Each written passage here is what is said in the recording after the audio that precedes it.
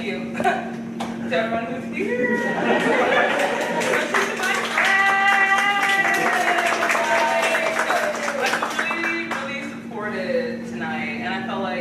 This piece is in the right hands. Like, this is a really trusted audience. It felt like everybody was receiving it, everybody was kind of leaning in a way. So, thank you for being so receptive. And to the people online.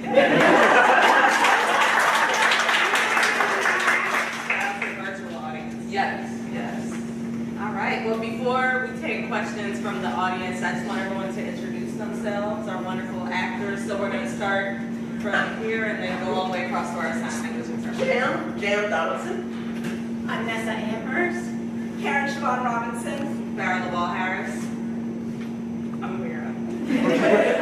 Asia Good. Wanisha Brooks.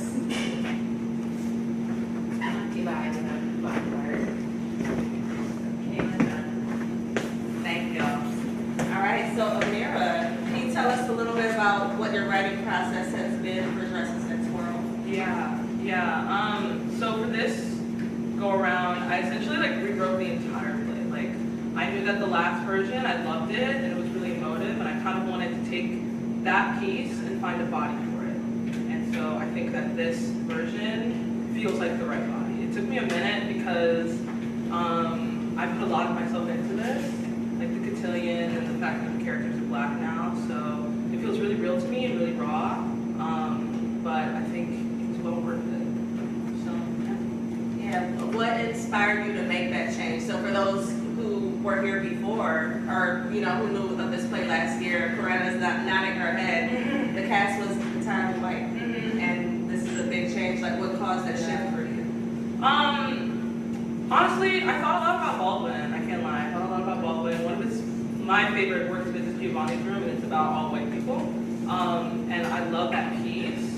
But I sat with myself and I was like, could I do what he did? Like, could I produce an all-white piece and still sit with myself and think, 20 years down the line, would I regret it? And I think that I would. I really would. As much as I love that version, I just knew that I still wanted to tell that story from a black lens. So when I imagined that in the future, I was like, oh, that feels so much better. This feels like a relief. I just knew I would never regret doing that. So that's kind of what inspired that.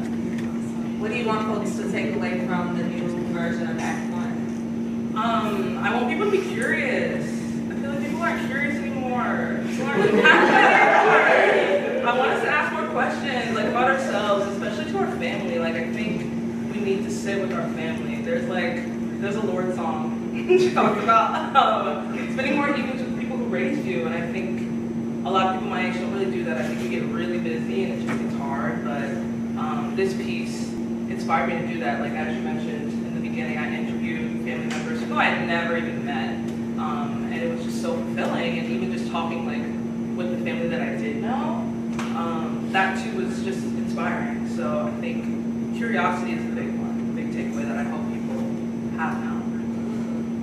Nice. Well, we are curious from you, audience members, what moments stood out to you from the play? Corinna? I love seeing this new, just the the expanded version and the new version we talked about. I think it's so beautiful. I guess I'm curious about knowing what it was before and what pieces. It was interesting because I felt like the moms carry so much of the girls in their story, and at first I was like, wait, did Amira make the moms the grown-up versions of the girls from the piece that I was in? And I guess I'm wondering, I wanted to ask you, was that intentional, or did you kind of just open it up, they're taking these existing pieces from that first draft that you had, and just kind of, it was coincidental, was that kind of just what happened, or did you kind of want to make it, sorry, I don't know why I'm failing to ask the question. How did you get there, and was that what you were thinking? I honestly followed you perfectly. Okay. Yeah. think a lot of elements from the original characters are still in these characters. I see it. Yeah. And I think something that you're touching on is something that I wanted to happen in this piece. So I kind of like wanted to almost develop lore and make it feel like the girls were maybe like a parallel universe version of their mothers. 100%. So less of like from that piece, the original, and more so from their own piece. Because I think, okay, cool. Like I wanted a lot of what they were experiencing and felt about each other to be reflected in both. It is so what? That's awesome. Thank you for that question. Yeah, thank you for that. What other moments stood out to folks? Yes. So I now have seen both versions because mine is my brain. Yay. I picked Nessa. So I found it really interesting how like you brought in the mothers and you expanded that way because if I remember correctly, please correct me if I'm wrong. But like the two mothers the last time, like they didn't really form much of a relationship. They were kind of just like combative the whole time. But now it's like, now we can see their backstory and then understand why they are who they are now. And then also to go off like what Linda said, to see kind of like the parallel universes of like their daughters. And then so it's kind of, I don't know if they're living their lives, they're trying to live their lives through their daughters in a way. But I just like how that is Thank you. Thank you. Thank you for coming back. Anyone else? Yes. A moment that really stood out to me was when Zella and Ruth came back from the dance and they were just like experiencing like pure joy and they just got to fully be themselves with each other. And I just loved how they're just like laughing at everything and it seemed like they didn't have to kind of like wear any mask in that moment. Thank you for that. Yes. I liked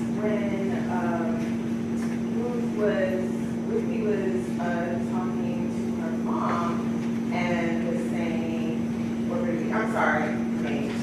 Ruth? Yeah. We're with you. Thank you. Okay.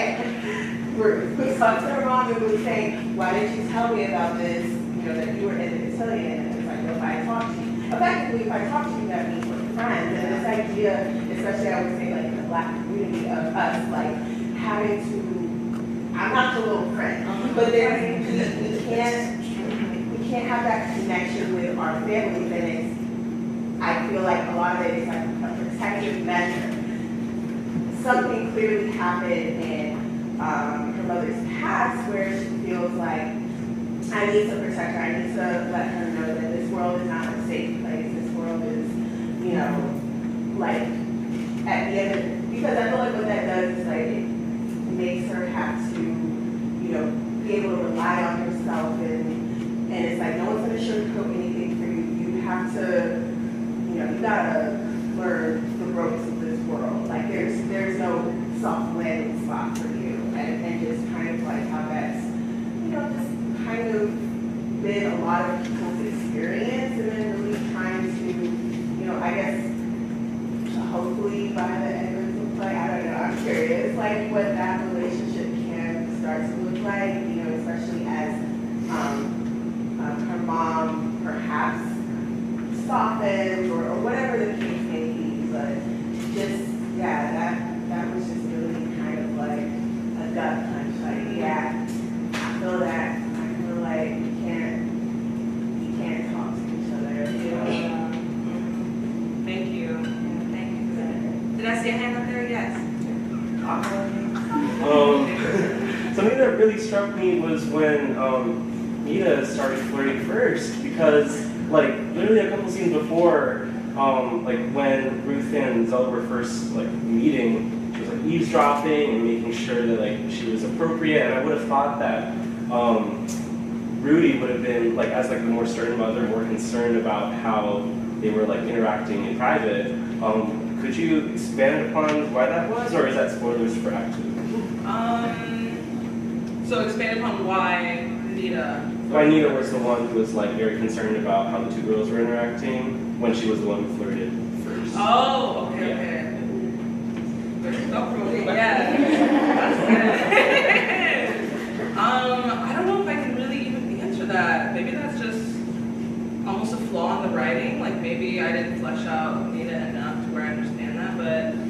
think that Nita as a character is very performative, honestly. She cares a lot about optics and appearances, and I think it terrifies her what she sees in Zella, because it's a lot of what she sees in herself. I think like the parts of us we see in other people that we hate in ourselves, we like hate in them too. We just like don't want to be around them, and I think that she automatically recognizes that in Zella. Much to like, I think Zella as a character, you just think that nobody knows her, but I think she's actually really easy to know, and I think Nita recognizes that. I think also her relationship with Morgan, similarly to how Morgan behaves with the group, like Nita compartmentalizes as a mother. So I think that what she has with Morgan or Rudy is like nobody else's business, and I think that perhaps in the past, actually no, in my mind I think Morgan made the first move in the past. But I think that she just feels so comfortable with, or maybe not feels so comfortable, but recognizes her power with Morgan. And so feels comfortable making the first move. It was just so surprising that, like, as a certain mother, you were so receptive to, like, the hints of queerness, and, like, you wouldn't be scared of that for your daughter, you know? Like, You're talking about Morgan? yeah, Morgan. Okay. I think she doesn't know Ruth enough yet. Yeah. Her kid. Yeah. Thank you, man. Thank you. I'm curious if the actors have any responses to that, if there were any things that surprised you all in the script, or moments that stood out. I was just curious. I wonder for Nita, she's, you know, such a glamorous, you know, debutante and always, you know, being very feminine and lovely and glamorous, and I just wonder, is there any part of her that's overcompensating for perhaps her sexuality, that she's going like up and above and beyond, because that's what society is going to accept, no matter, you know, what her inner feelings are. So I'm just really happy that they can still get back in there. But I was just wondering, is there any part of Nita, her, you know, sort of, you know, raging femininity that is a mask, you know, so no one suspects, you know, she's worried and she knows how difficult it is for working. So I was just curious about, was that even a consideration? I think that's something to consider for Act 2, honestly. I think that's really, yeah, I don't think I can answer that now, but yeah, that's my thoughts on that. Thank you for that insight. And embodying the character, that's a very great question. I would say, no, that it's not a mask, only because I see the beauty in the writing of Nita, because it allows for different representations of queerness, right? It doesn't fit into a box of what you think. There are queer people who love wearing a good red lip.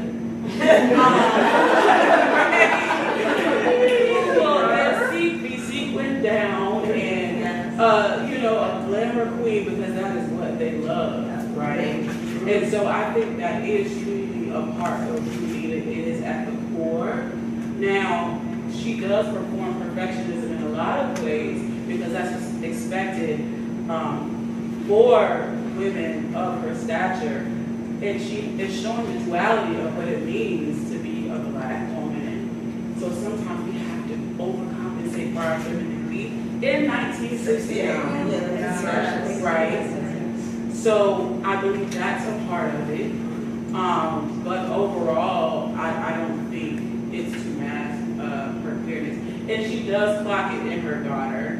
Because that is her. She saw herself and she knew what it looked like. And I think Morgan wasn't outwardly as stern as me, but I could catch it in the writing when she said she doesn't want her to go over there anymore, right? And, you know, there has probably been stories in the past of other people growing up queer whose mom all of a sudden said, oh, you're not going over there?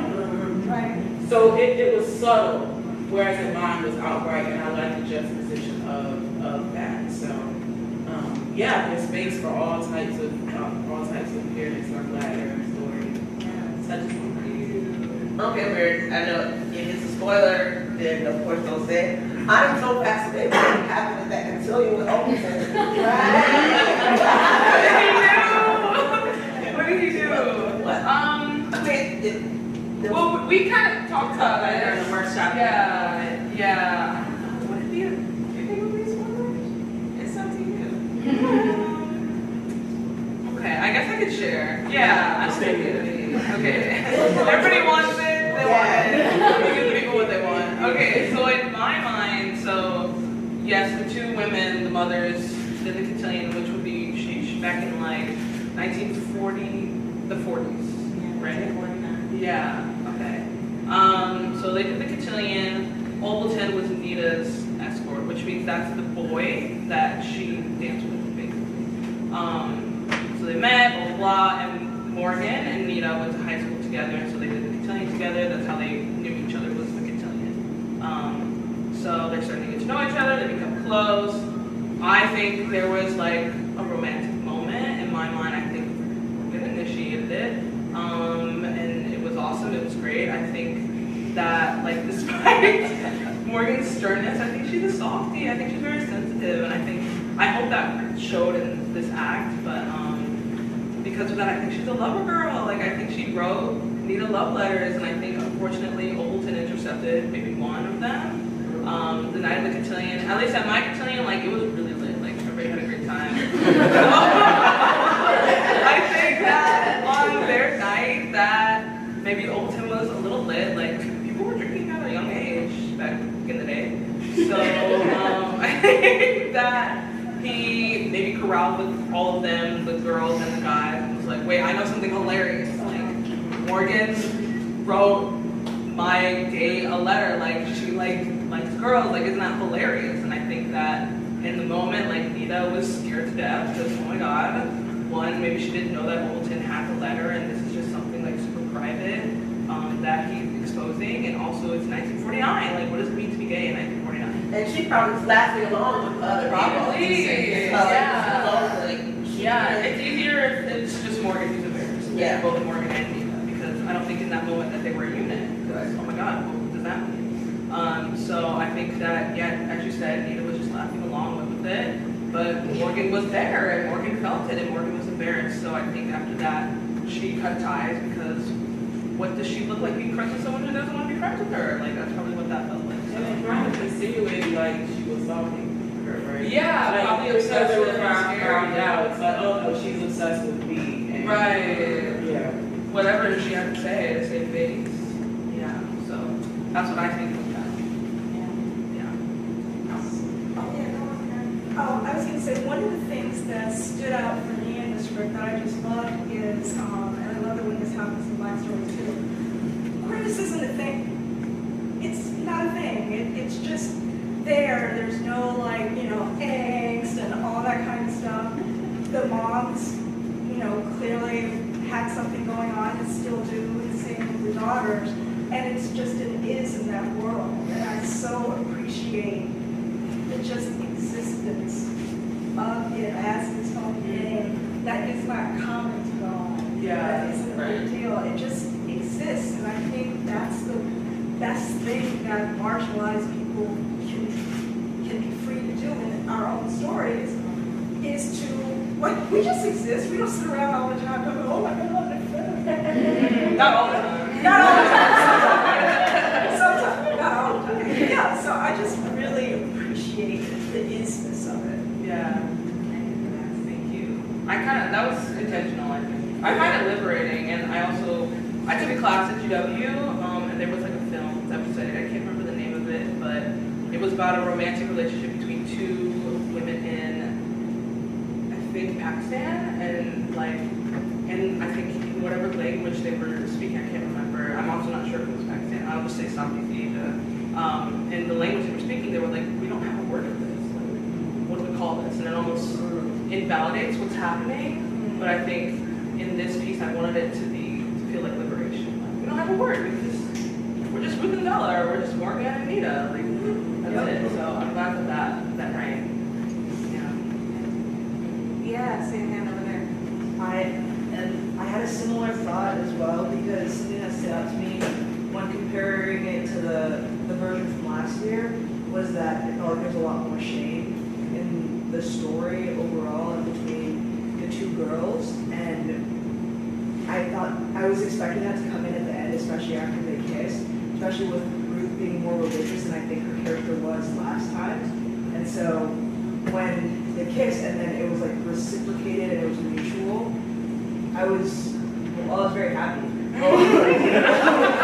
Because I was scared, like, oh no, you're gonna be like, we can't do this, in the Bible, whatever. But then, so I'm wondering if that was intentional or if that's something that's gonna be revisited again later. That whole shame aspect that I feel like was very present in the last version. Thank you, Mikey. That's my only yeah, I think, so when I was rewriting this piece, there was a version that was like a lot sadder, and it just didn't feel real to me in the moment. Like, I just don't feel like I relate to heartbreak right now. And I was like, I kind of want to write a love story because tea, yeah. So that was my intention, and we've also been talking a lot about like joy and how this piece like has a really nice balance of both pain and joy. And I think shame, I think it will exist in Act 2, but I also don't want it to be overwhelming. Like, I'm kind of exhausted. One of you guys brought it up. Oh, Nessa, I think you brought it up. You said, like, you're just kind of tired of, like, the sad Black stories. Yeah. And that was also something that I talked with Farah and Keta about months ago when we were rewriting this, was that I was like, shoot, did I just write another, like, sad Black story about, like, bad things that happened to Black people? And I think shame is like a very real experience, but it doesn't have to be overwhelming. I think it will be like, I want it to be elements of it in the next piece because, like, let's be real, it's 1969. Like, yeah, it's scary. So yeah, that's my long-winded answer. But does that answer your question? All right. I want to open the floor. Yes. Oh, sorry. Well, speaking of sad stuff, sorry. That dinner scene. Loved it, absolutely wonderful writing, the acting as well. I actually would love to just hear a little bit more about your process. I unfortunately didn't see the first draft. So was that the first time? How did it develop? I know before when you were introducing, you also talked about the workshops that you did. How do you not only write, but pace a kind of dramatic climax and like that in a way that's very organic? Because what I got from that was very much, oh, this is real. We're talking about the cotillion, and now we're talking about your dad, and now we're talking about this. Anyways, eat your dinner. It's quiet. Wait, you went to cotillion? Yeah. By the way, do you like me? So, like, how do you capture that really, really real essence, and then not only on paper, but for the actors as well? Like, when you read that, you were like, oh, I see you. How was that process? Ooh, thank you. Sorry, loaded question. No! I was there. How did I pace that? I think a lot of this piece between both girls and their mothers resembles my relationship with both of my mothers, so like my mom and my stepmom. And I think that scene in particular, yeah, it's one I've lived through, let me say that. It's one I've lived through, and I think that that's just kind of common with my dynamic with my parents, is that, well, like, especially now that I'm an adult, or as I was becoming an adult, like my teenage years was like, okay, we're having a fight maybe, and then now, well, we gotta keep it pushing, so what's for dinner, you know? So I think, I don't know if that's specific to the Black experience, I don't know if like a lot of people have felt that, maybe that's a question I can ask the audience too, but I think I tend to like be very present in my life, and I think maybe that's just a moment that what they had was one that stood out to me, or maybe it was something that happened a lot, but I think I just took a lot of my own life and I put it in there, so like that pacing is just like literally lived experience. Yeah. That's why I felt it. Yeah, okay. Good. Thanks. Any questions or thoughts? Yes. Hi. I just really loved how like the queerness of people flourished despite being years of like conservative elements like cotillion and religion, and I think it was really, because it's still like it can be applicable today, like more religious might have that shame, or people who are in traditional spaces like cotillion may not be able to like have that like be able to tap into experience, but it was really nice to see how those women Yes.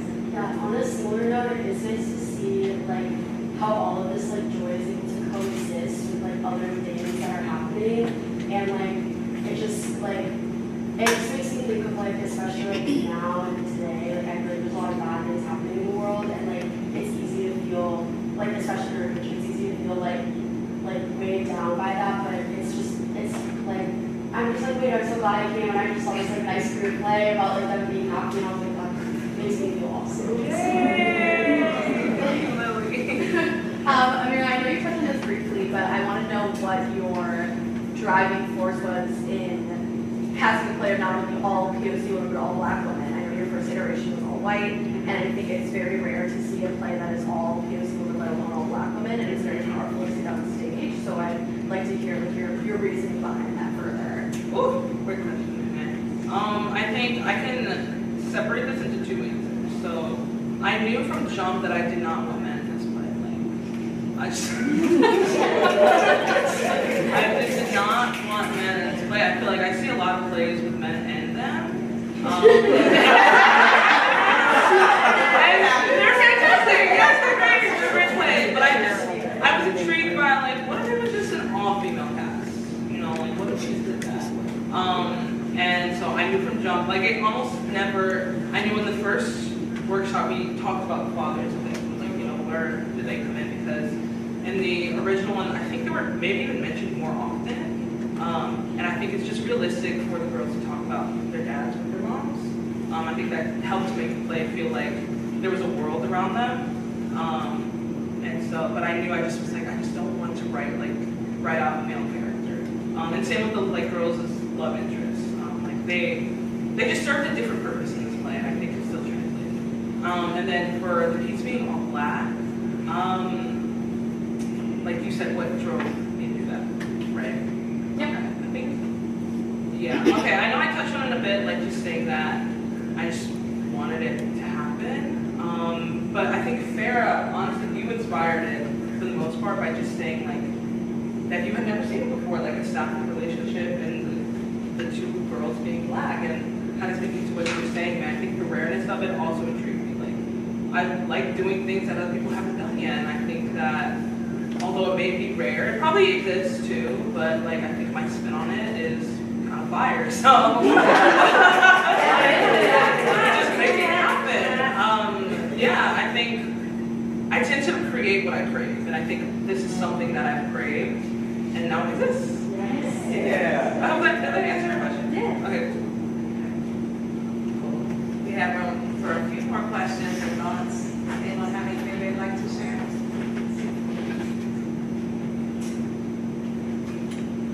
I just really love, like, off to your point about not having like men in the show, like that was something. Sorry, that was something that already did exist in both versions, and I love that you kept like having a character that the young girls like poke a little fun at, and like they kind of there's the insinuation of like we can poke fun at him because we both know we'd rather be dancing with each other, and like that existed in both versions, and like that to me was one of my favorite parts, like just like the joy that exists in them. There's like an intimacy of like, it's an unfortunate intimacy that they have to, you know, be a little bit secretive about it, but at the same time, it's like, it's their secret, and like, I think that was really present in, I love that you kept that, and I also thought it was interesting that the mom characters, the way they spoke about their husbands when they first meet each other at the beginning of Act 1, like that was really interesting, and I wasn't sure like where we were going to go in the direction of, you know, is there going to be a romantic element between the moms? But as that unfolded, I think it's like, I don't know, it's really tender that like they're living this like this, you know, what you were saying, like it just is, but also they're like leaving room to like, you know, support each other about like this experience of the one character's dad like being like leaving their family, and like I don't know, I thought that was just I thought that was really interesting, and like I like the way that you weave in male characters with it still being all women. I think that it's really effective, and like it still adds to the lore. Like I have so many questions, like I want to know more about all of the dynamics. Awesome. Thank you for that. works. So do the mothers ever find out about the daughters? And if so, how, given their relationship or past relationship or whatever their feelings are for each other, how does that go down? Right? Yeah. Shout out Act 2, yeah. Yeah, I can't answer that now. Okay. That's a great question, yes. One thing that stood out to me that I realized in this one is seeing different representations of Black girls.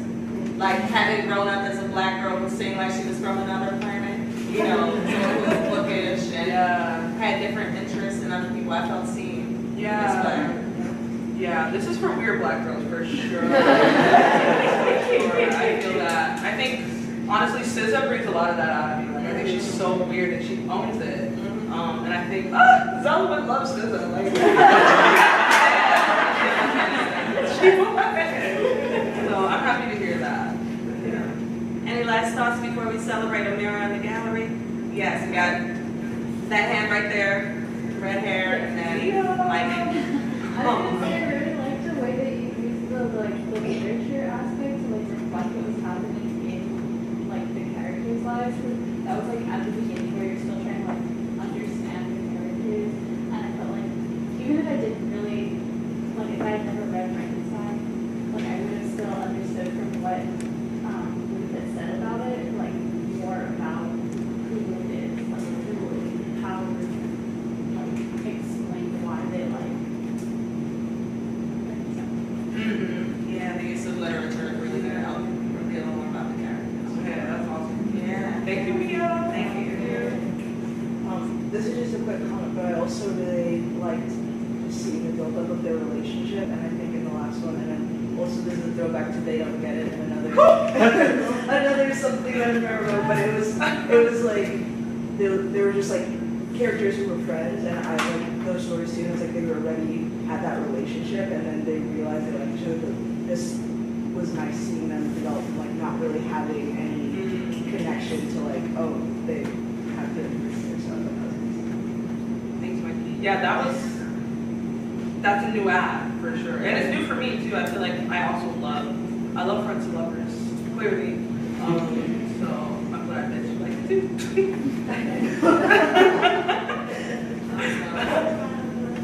Well, first of all, thank you. And just to call back to some of the things that people said, I'm so glad that you did a play with all Black women. As many of us know who sat on this stage, there's been many a time when we look at different plays and auditions that come out, and we are searching for a role that we can find in ourselves.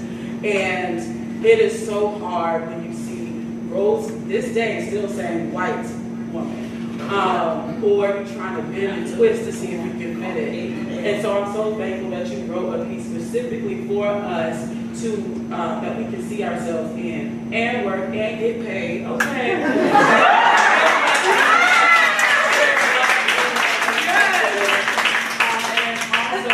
Writing a play where there can be joy found in times of hardship. Mary spoke to this earlier, how this is supposed to be at the Kennedy Center, and we know what's going on there now. It's really important to support the arts in moments like these. And also, thank you for writing a play of the world of 1969, when just the year before, 1968 was probably one of the saddest years for Black people as a whole. You had Martin, Dr. King being killed. You had Robert F. Kennedy, speaking of Kennedy Center, being killed. Just a few years before, you had his brother, John F. Kennedy, assassinated, and Dr. King, and Malcolm X, right? So you have this string of hardship. I always wonder, how did they survive back then? Seriously. Something simple to me happens now. I get a parking ticket, and I'm like, what? How is life, right? So thank you for writing this and allowing us to find love and joy in these moments. And if anyone out there who needs it, know that you are loved and there's space for you. And thank you for sharing that space with us today. All right, next. Okay.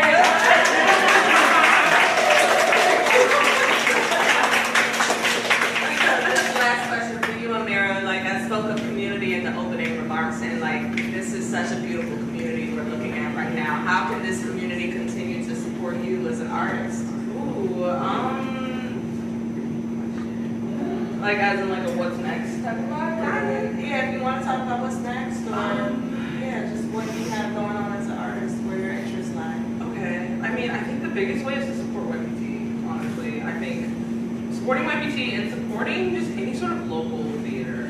Like, I think it's time that we really start to rally, as one just said, for the arts, especially community theater. Like, I've done community theater, I loved it. I did student theater, period, and I loved it. Like, I know there's like some still, wait, y'all are still at you. Yeah, there's some GW students and college students probably watching this wherever they be at. Pull up for student theater, like start small so we can get big. I think that's the best way to do it. Supporting me directly, I don't know, I'm going to school, so there. And then I hope to continue working with YPT in the future, so when that comes, pull up. And yeah, Act 2 is loading, I think.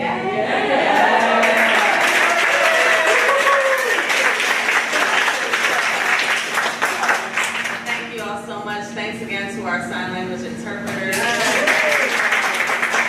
Thank you to our production manager, Keta Newborn, and the booth who helped us out. Our communications manager holding down the line. I also want to shout out Danny Cackley, who's sitting up in the back. Works here at Capitol Hill Arts Workshop and was a YPT actor when I joined almost 13 years ago. So just how it shows just the beauty of community, and this space is so important to us. YPT's first ever Silence is Violence, which is our social justice performance series that turns 10. Next year happened in this room. So this is, it's full circle. This has always been a space of support for YPT, so we're so grateful to be back. And shout out to our board member, Michelle. Shout